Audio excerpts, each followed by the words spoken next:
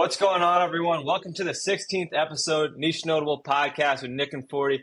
Today we got Matt Nestler, former goalie at Cabrini University, Natty champ in 2019? 2019?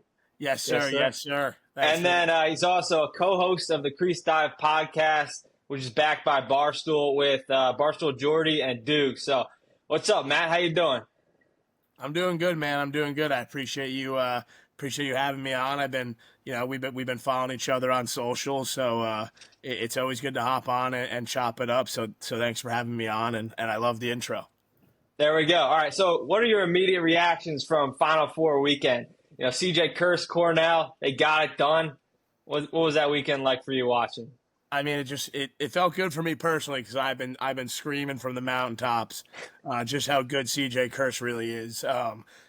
Having a good relationship with his older brothers and being able to kind of watch CJ from afar and to see the career he's had was awesome. You know, there were some really good games this past weekend and the weekend before, so just a good little treat for all the NCAA lacrosse fans out there. But Cornell's number one. CJ Curse is the best to ever do it, and he really cemented his legacy. So it was cool to see. A lot of fun, especially if you were rooting for Cornell. You were riding high this weekend. That's for sure. Of course, yeah, he made it happen. So you're from Chatham, New Jersey. Obviously, grew up probably watching the Curse. All those brothers growing up. What were those games like against Del Barton and against? I went to Seton Hall. You know, big New Jersey rivalries. Those are always pretty heated, huh?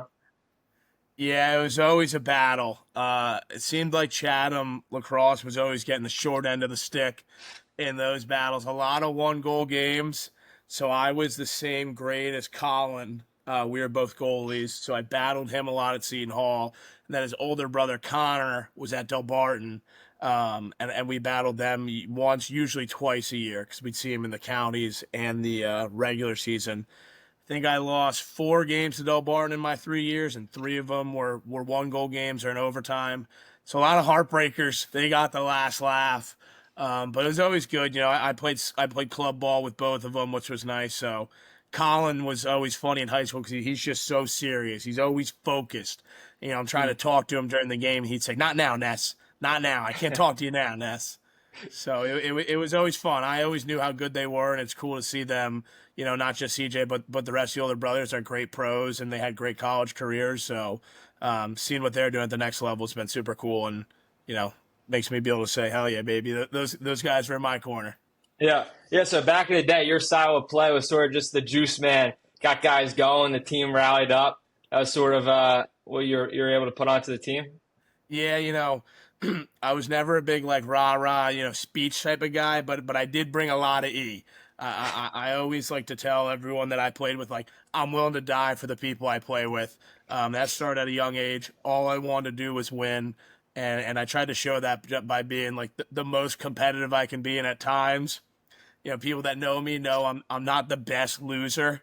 Definitely blown a couple fuses in my day, especially when things aren't going my way. Couple crash outs, yeah. Yeah, you know, sometimes it's just not your day, and it's more specifically me being upset with myself sometimes, but always try to bring that juice every day in practice, just bring that competitive level, you know, up a little bit, and then on game day, just, you know, always being able to ride. You know, when I played for Chatham, not just Chatham lacrosse, but Chatham football as well. And we saw some dark days as the Chatham Cougar football team. We weren't great for a really long time. And some of those games would get a little chipping. You know, when you're looking at the scoreboard and it's 49-0, you got to show a little bit of fight somewhere. You know, someone's got to say enough's enough, man. Like, we can't just keep getting rolled on. So I always like trying to be that guy, and you know, that's why, you know, I still talk and keep good relationship with a lot of my teammates today. So from youth ball to college, it's always been about bringing the juice. What position were you in football? I was a running back and a linebacker. I was accompanied by a fleet of my boys who were great athletes, which made my job a lot easier. But yeah, we sucked for a long time. But senior year, we went to the state championship and we got fucking smoked by Cranford.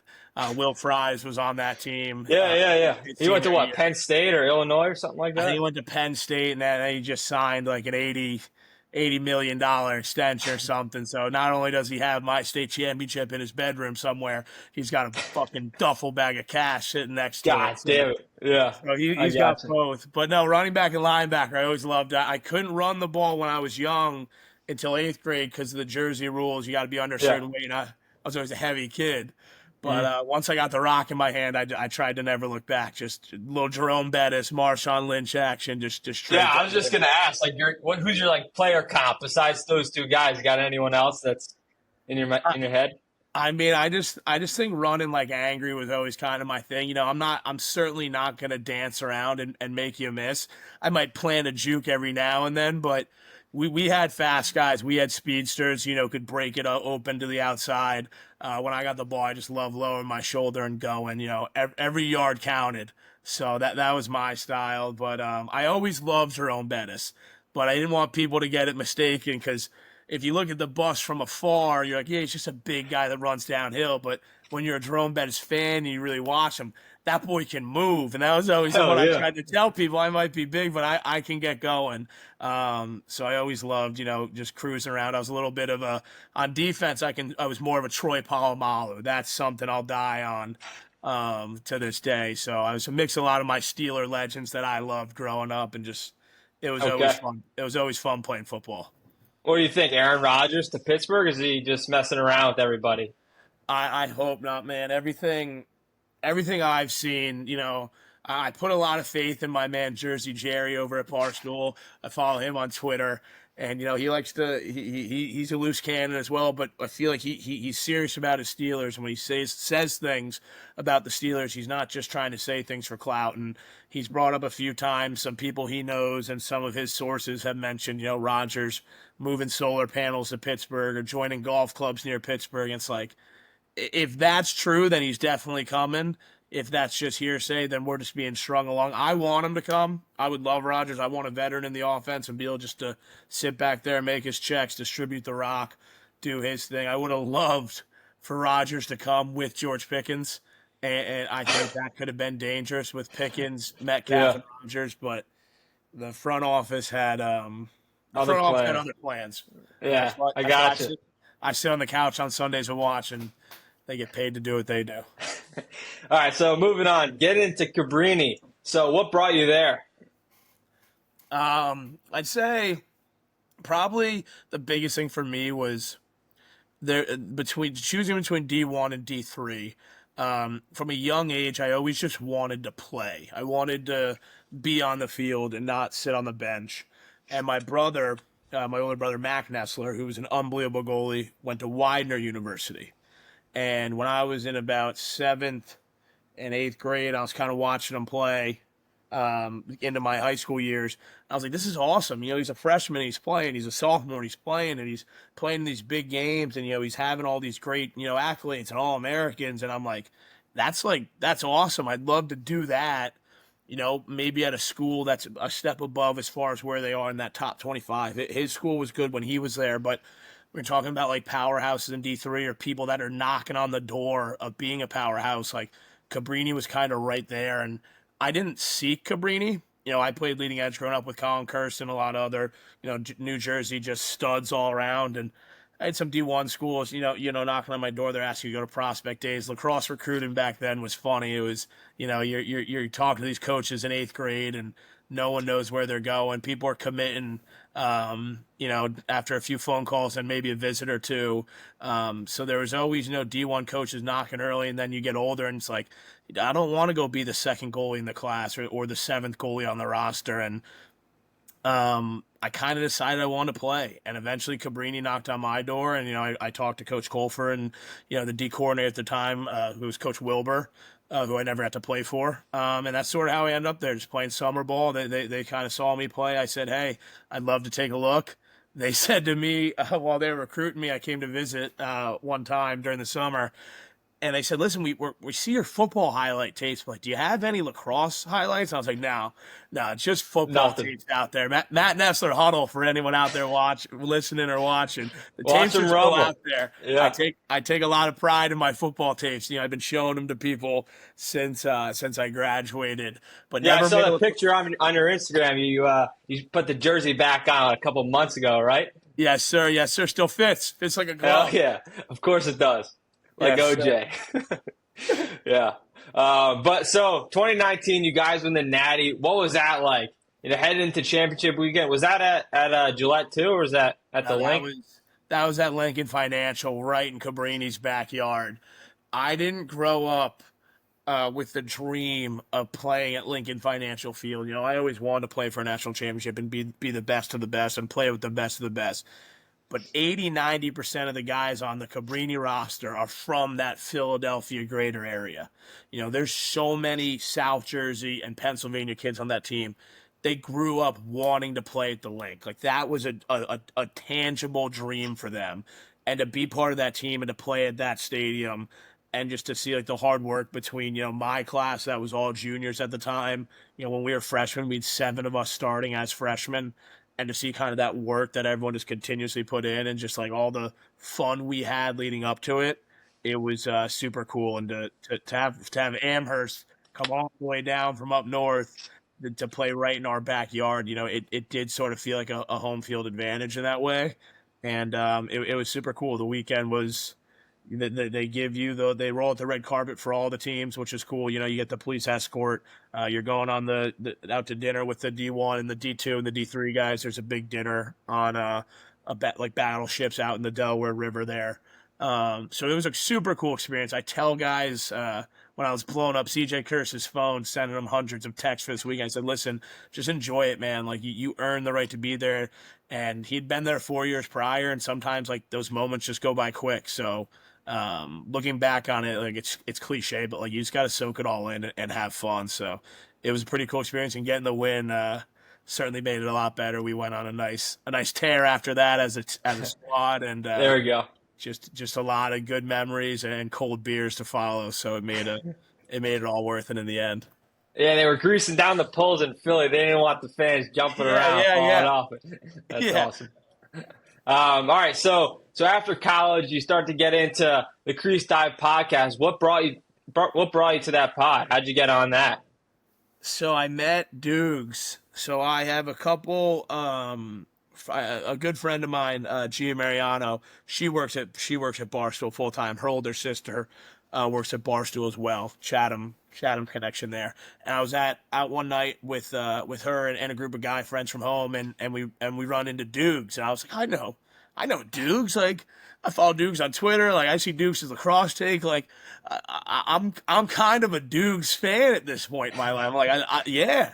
I'm taking a picture. I'm like, it's Dukes, baby. Taking a picture with him. We end up at an apartment, like hanging out. We're just chopping it up. And he said something about the Curse brothers to me. And this was before Connor or Colin had played in the pros. I believe this is when they were at Rutgers for their 5th year, or maybe going into that summer. And I just went on a tangent. I was like, the Curse brothers are the best family in the cross. Like, these guys are going to be superstars. And I wonder if Dukes has that video somewhere, because he started recording me. And after that, I'd hit him up on Instagram every once in a while. And then one day they put out like an intern list for the Crease Dive. They say, "Hey, we're looking for an intern." They didn't really say what it was for. And at that point, I don't know I think I was just working like an odd job in the summer at that point. I don't think I had my like full-time sales gig, and I just decided, fuck it, like I'll apply. And I put it in. I kind of got approved. Duke says it's because it was right when Cabrini got announced that it was closing. So he was like, "Hey, we'll bring this guy on. We'll interview him for the intern, and then we can also talk to him about Cabrini."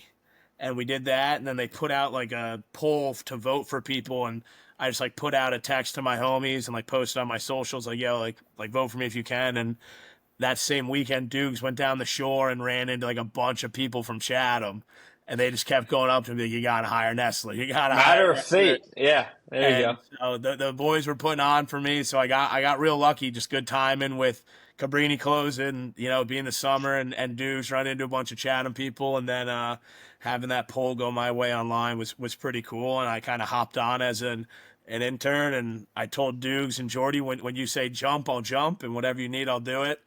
And then since then, it's turned into a lot more than that, which has been cool. I'm just sort of just getting started here, and I'm always like grateful for those guys just for.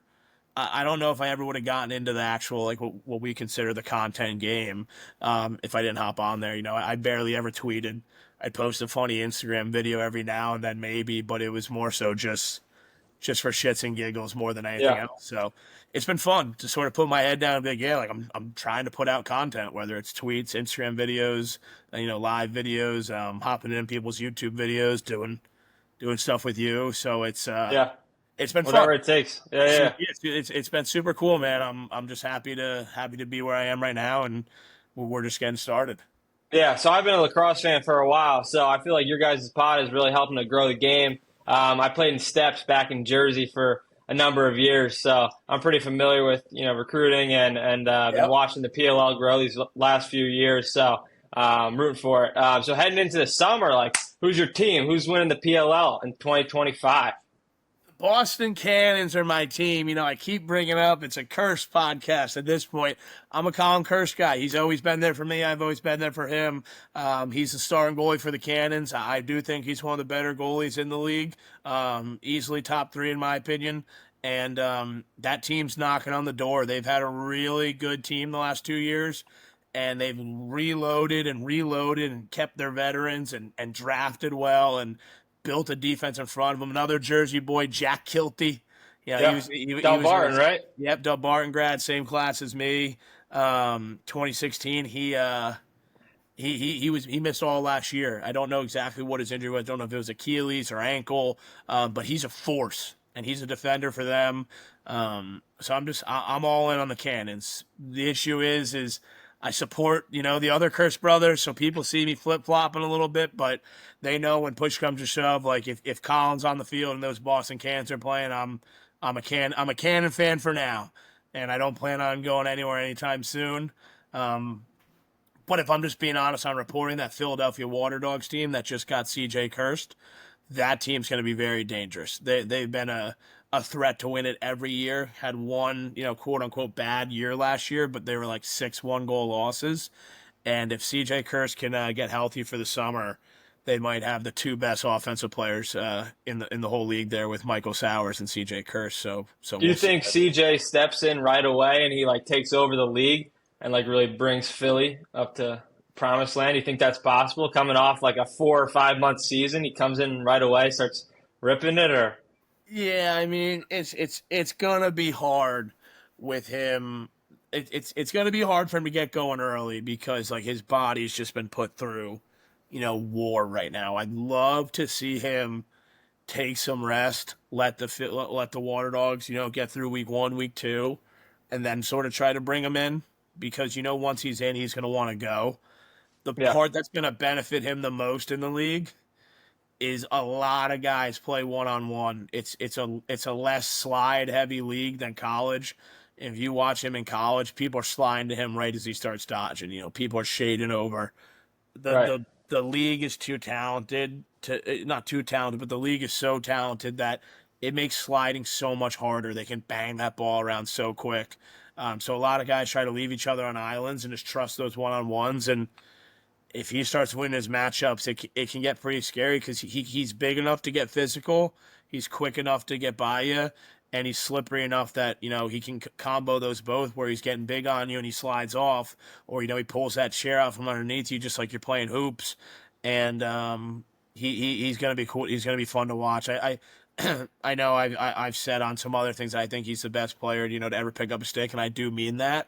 But I certainly don't think he's just gonna walk in and just like kind of dog walk everyone. He's gonna have to work for it, but that's gonna be the cool part is we're all gonna be able to see him work for these goals, and it's not gonna come as easy in college. But it's gonna be cool to watch. And I'm not sure when the indoor league is. I don't follow the indoors much, but if the draft hasn't happened yet, I'm pretty sure he's going to be a number one pick in that or a top three Yeah. because I know he has a pretty deep box background the last 3 or 4 years, which when we were growing up, box wasn't super big for Jersey kids, but him going up to Ithaca and Cornell, he's definitely been getting that box action by going up to Canada in the summers. Yeah. So CJ's team, the Water Dogs, that's Big Cat's team, right? He's a pretty Yeah, devoted yeah. Philly Water Dogs fan. So the part of my take boys are the owners of the Water Dog part owners.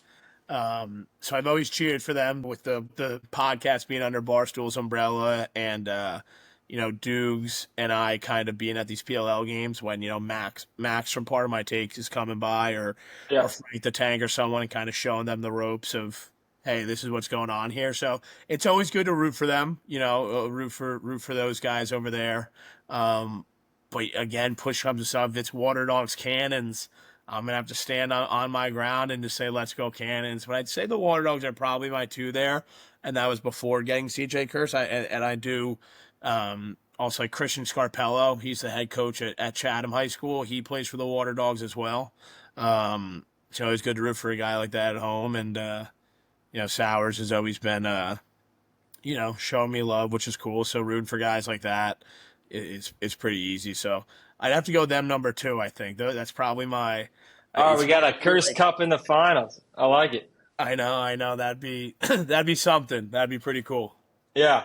All right, so heading into our last question of the day, niche notable question. If you were to create a new PLL team, which city would you put them in, and what would be the name of their team? Oh, I mean, my gut tells me Chatham Cougars, but that's not what I'm gonna say. I'm gonna go New Jersey Pride, the Pride logo from back in the day. I believe they were an MLL team. Someone might have to double check my history there. Definitely was a professional lacrosse team at some point. Bring them back. Bring a team to Jersey. Then you'll have the four hotbeds. You'll have New York, New Jersey, Pennsylvania, Maryland. It's not even really up for debate. Those other cities that they have are great. They make for the game, to expand out from where it is. But the four hotbeds are those four states. People can argue till they're blue in the face which order they go in. But none of those four are being kicked out of that top four as far as out of those 50 states in the country. So I think you got to bring one home.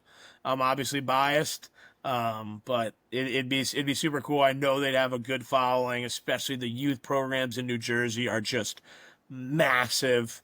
It's probably New Jersey's biggest weapon is its public school. That the youth foundation feeds into that public school, and some of these other states have higher private school talent. Like Pennsylvania, Maryland, and even New York. Like those states are deeper with the privates, but the public schools in New Jersey, I do think, are second to none. So it'd be super cool to bring one here. And they got the championship this year's in New Jersey, actually. I believe at Red Bull Arena. Unfortunately, it's during, so it ends during football season, so it leaks over onto a Sunday with the NFL. Hopefully one day they can get that schedule narrowed down where the PLL can own a weekend right into the NFL season. Hopefully by either shrinking it or again, I don't have the answers for them, but it'd be awesome for there to be no overlap for that championship game. But my final answer, New Jersey Pride, and that's not me being biased. That's just I think the sport of lacrosse needs a Jersey squad. New Jersey Pride. All right, bring them back. And then which stadium they playing in? In the Red Bulls, or you got anything else in mind? So a lot of these, a lot of the teams, like home stadiums, because the league travels as one, are colleges in that state. I would be okay potentially with Red Bulls, or maybe save that for playoffs and championship. You could go down to Rutgers and play a great game there. It's sort of right smack in the middle of Jersey, where you can bring up a lot of guys from South Jersey. The North Jersey folks can come down. The Pennsylvania crew can come over for the game. I think playing at Rutgers would be pretty cool. And you can play in the football. You can play in their big football stadium, which is awesome. I used to grow up going to those Sunday night Rutgers lacrosse games. Those are the best. Great environment for Oh sure. yeah, oh yeah. The Yeah, Jersey people love their lax, and Rutgers has been on the come up the last decade, which has been cool to see. I think when their football team's doing better, that's awesome, and then when the lacrosse team's doing better, that's good as well. Anything to get the Jersey people bumping a little bit. Same with hoops. absolutely. All right, so that's all we got. Matt Nestler, great pod number 16. Make sure to tune in to the Crease Dive podcast. But yeah, thanks for coming on. I appreciate your time. Of course, brother. Appreciate you having me. We'll stay in touch, and maybe we can figure out a way to get a multi-sport competition going or something for one of Absolutely. your videos I'd or love to something. bring out the lacrosse stick. I think it was 2 weeks ago. I was going to bring back out my STX. What was it, like a stallion or something? I was going to go to MRC, Madison Recreational Complex, and rip some balls, but decided not to. But maybe in the future. We'll get something on the calendar. We'll figure out a way to get that stick back in your hands. Absolutely. You got it.